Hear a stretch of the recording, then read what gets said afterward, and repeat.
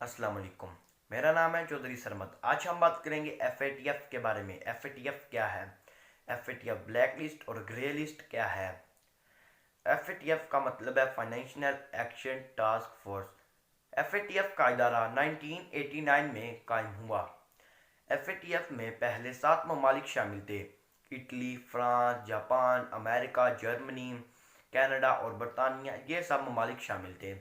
अब इसमें टोटल 39 ममालिक शामिल हैं। ये इदारा इसलिए बनाया गया ताकि मनी लॉन्ड्रिंग को रोका जा सके, ताकि जो टैक्स चोरी करते हैं इन पर नज़र रखी जा सके, यानी जो पैसा गलत जगह इस्तेमाल किया जाता है। जो टेररिस्ट को सपोर्ट करते हैं इनको देखा जा सके। FATF का इजलास साल में 3 दफ़ा होता है। पाकिस्तान अभी ग्रे लिस्ट में है। ग्रे लिस्ट से वाइट लिस्ट में आने के लिए कम अज़ कम 39 ममालिक में से 12 ममालिक का साथ होना चाहिए। अगर 3 मुल्कों से कम हों तो ब्लैक लिस्ट भी किया जा सकता है।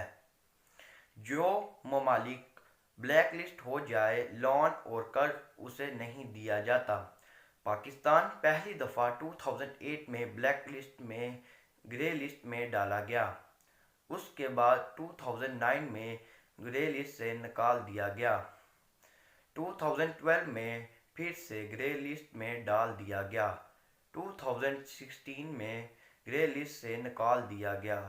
2018 में फिर से ग्रे लिस्ट में डाल दिया गया और अब तक ग्रे लिस्ट में है।